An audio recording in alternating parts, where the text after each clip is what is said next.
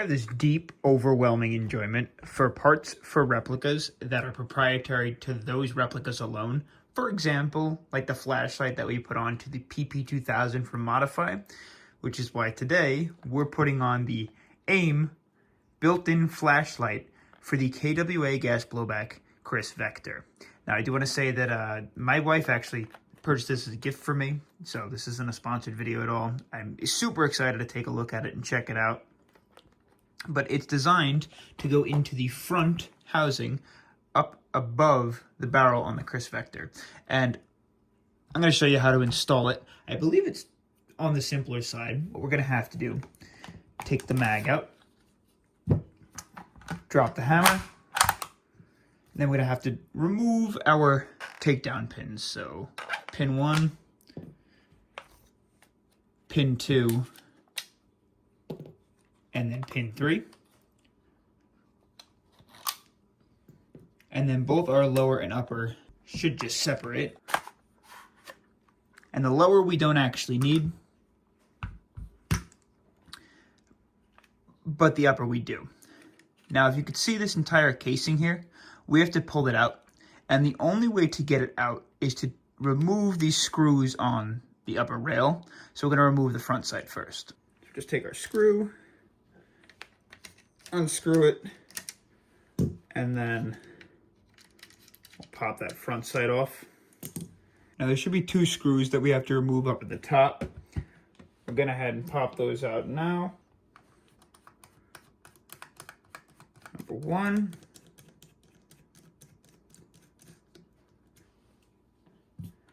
And then number 2. Super excited to test out this flashlight.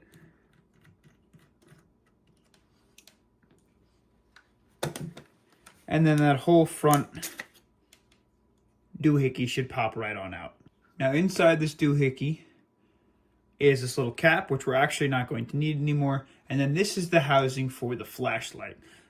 Now, we can finally open up my gift. Looks like it's 150 lumens.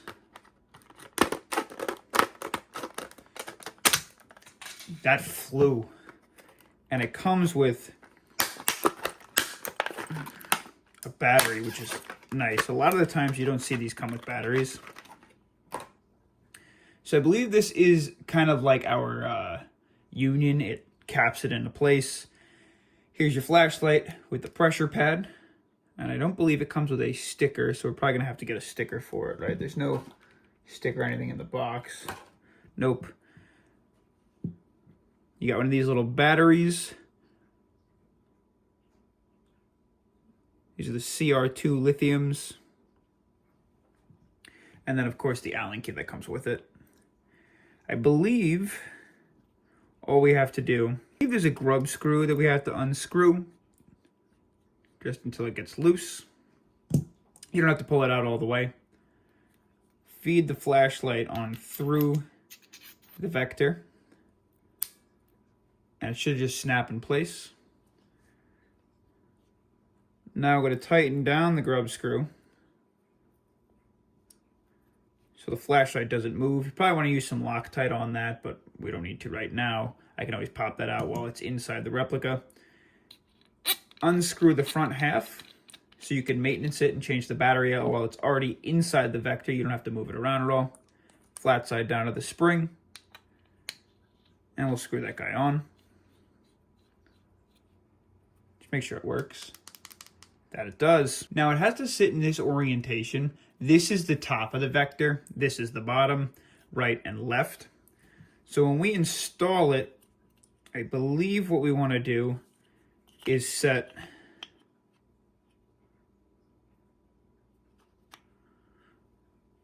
this curved part downwards, because the curved part is what's going to go around your barrel. And if I'm not mistaken, you just push this guy into place. And it should all be friction fitted in.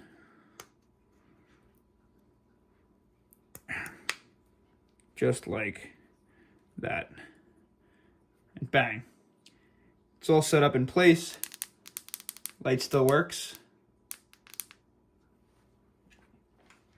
Next, we're going to take our upper housing and feed the pressure pad through this hole right here.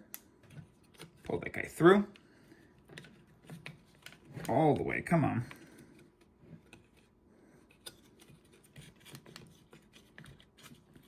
There we go. And then slide the flashlight down inside. And we'll replace those 2 screws that we unscrewed up on top of the rail. Again, make sure it goes in smooth. If it's not going in smooth, then back it out, make sure everything's lined up, and then restart.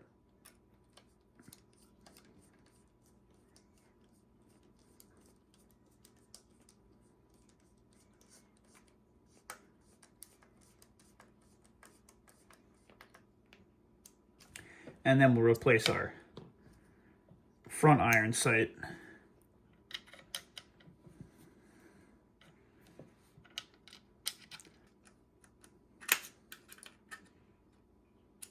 Cool.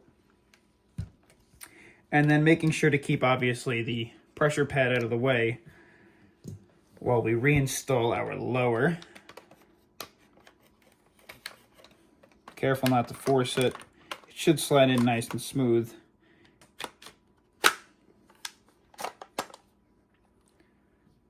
And then we'll take all of our pins and place those back into place.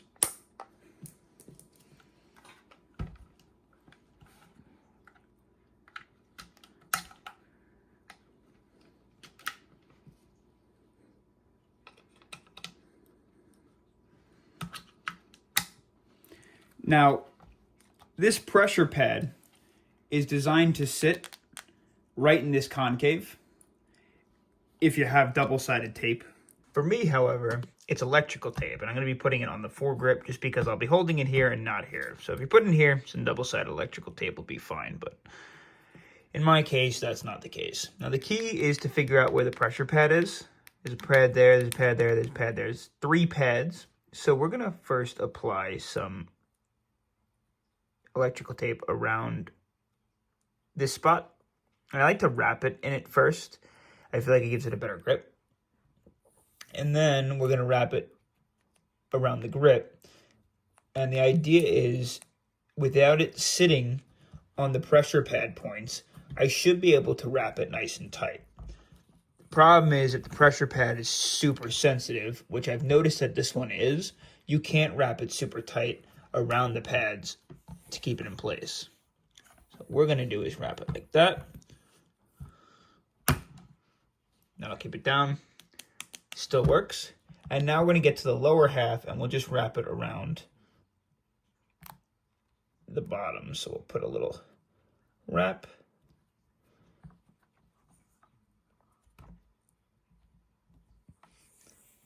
And then we'll begin wrapping it around the area that there is no pressure pad. Perfect. Now, you'll notice it's not going anywhere, but the flashlight's not engaged unless we press the pressure points, and it'll stay in place just as we need. I mean, proprietary stuff speaks for itself. It's designed to work with the replica. It fits nice, it fits snug, it looks like it belongs there. It doesn't look like you just added a bunch of attachments onto it, and you still have open rail space on the sides if you needed to, or it keeps the replica still pretty thin. Super accessible pressure pad. It's already exactly where you'd have your hand to begin with, and you can just hold it down whenever you're holding it, or you can just release it whenever you want to release it. It's perfect, exactly as needed. And again, if you're not using a full grip, just stick it over here. Now for the fun part, let's just take a look at how many lumens it has. It says 150. See how much of an area it lights up. It's not too bad. It'd be perfect inside of a corridor or a small room or a stairwell that had no lights. Yeah, so the AIM flashlight for the KWA Vector, I believe this works with the Kriss Vector as well from Crytek. They both should work with it, if I'm not mistaken. It's exactly what I was looking for. So thanks to my wife for picking this up for me. I'm really excited to add it on to my ultra rare discontinued KWA gas blowback Vector. Hope you had a fun time. Check the link in the description if you want to pick one of these guys up.